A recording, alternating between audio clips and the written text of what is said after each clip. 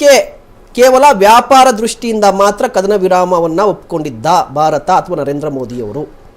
Sir, Trump ಅವನವರ ಹೇಳಿಕೆಗೆ ನಾನು ಪ್ರತಿಕ್ರಿಯಿಸಬೇಕು ಅಂದರೆ ಈ ಸಮಯದಲ್ಲಿ ಟ್ರಂಪ್ ಈ ಏನು ಕ್ರೆಡಿಟ್ ನ ಇವತ್ತು ಕಾಂಗ್ರೆಸ್ ತಗೊಳ್ತಾ ಇದ್ದಾರೆ, ಬಿಜೆಪಿ ತಗೊಳ್ತಾ ಇದ್ದಾರೆ ಅಂತ ಹೇಳಿದ್ರೆ ಆ ಕ್ರೆಡಿಟ್ ನ ತಗೊಳಕ್ಕೆ ಟ್ರಂಪ್ ಅವರು ಪ್ರಯತ್ನ ಪಟ್ರು. ಅಲ್ಲ, ತಗೊಂಡ್ಬಿಟ್ಟು ಆಯ್ತು ಆಲ್ರೆಡಿ.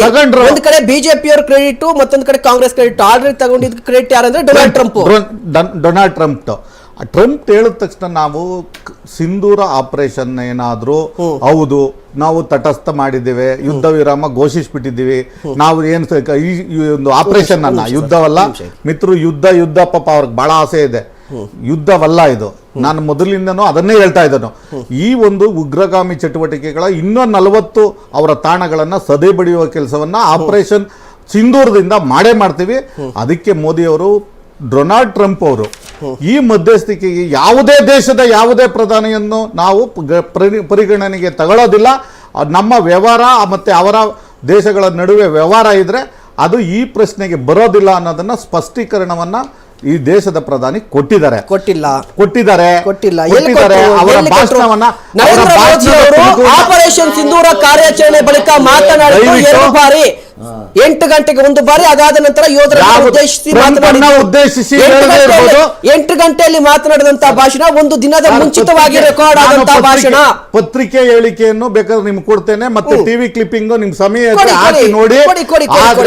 ಯಾವುದೇ ದೇಶದ ಮಧ್ಯಸ್ಥಿಕೆಯನ್ನು ನಾವು ಒಪ್ಪೋದಿಲ್ಲ ಅನ್ನುವಂತ ಉಲ್ಲೇಖ ಇದೆ.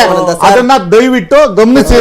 ಮತ್ತೆ ಏನು ಟ್ರಂಪ್ ಅವರು ಹೇಳಿದ ತಕ್ಷಣ ನಾವು ಯಾವುದೇ ಒಪ್ಪಂದಗಳು ಇರಬಹುದು, ಈ ಒಂದು ಉಗ್ರಗಾಮಿ ಚಟುವಟಿಕೆಯನ್ನ ಬಂದ್ ಮಾಡೋವರೆಗೂ ಆ ದೇಶದ ಜೊತೆ ಎಲ್ಲವನ್ನ, ನಮ್ಮ ಸಿಂಧು ನದಿಯ ಒಪ್ಪಂದ ಆಗ್ಬೋದು, ಸಿಮ್ಲಾ ಒಪ್ಪಂದ ಆಗ್ಬೋದು, ಮತ್ತೆ POKಯನ್ನು ಕೂಡ ನಾವು ವಶಪಡಿಸ್ಕೊಳ್ತೀವಿ, ಖಾಲಿ ಮಾಡಿ ಅನ್ನುವಂಥದ್ದನ್ನ ಈಗಾಗಲೇ ಘೋಷಣೆ ಮಾಡಿದ್ರೆ ಖಾಲಿ ಮಾಡ್ಕೊಂಡು ಹೋಗ್ಬಿಡ್ತಾರೆ.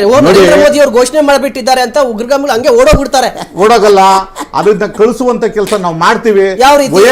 ರಾತ್ರೋರಾತ್ರಿ ಆಗಲ್ಲ ಈ ಕೆಲಸಗಳು. 1971ರಲ್ಲಿ ಯುದ್ಧ ನಡೆದಾಗ ಈ ದೇಶದಲ್ಲಿ ಒಂದ್ ನಿಮಿಷ ನನ್ನ ಮಾತನ್ನು ಪಾಯಿಂಟ್ ಕೇಳ್ಕೊಬಿಡಿ.